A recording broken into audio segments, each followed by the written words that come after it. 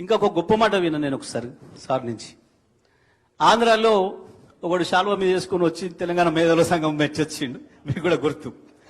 రాగానే మనోళ్ళు కొంతమంది వచ్చి, సార్ మనం కూడా తెలంగాణ మేధావుల సంఘం పెట్టాలని వచ్చారు.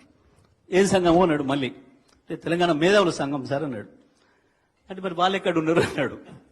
సార్ మీరు పెట్టాలి అని. నేను ఎట్లా పెడతానా, అది మేధావుల సంఘం అంటుంటే మేధావులు పెట్టుకోవాలి, మరి నేను ఎట్లా పెట్టాలి అన్నాడు. మేధావి అంటోడి ప్రపంచంలో ఇప్పటి వరకు ఎవడు నేను చెప్పుకోలే మేధావిని అని. నేను ఒక సన్నాసి చెప్పిండుగా తెలంగాణలో ఎవడోడు మేధావులు. ఈ సన్యాసులకి అట్లాంటి గొప్ప వాళ్ళు అర్థం కారు. అంత గొప్పవాడు జయశంకర్. తాను ఎప్పుడు గొప్పగా ఊహించుకోలేదు, గొప్పగా అనుకోలేదు.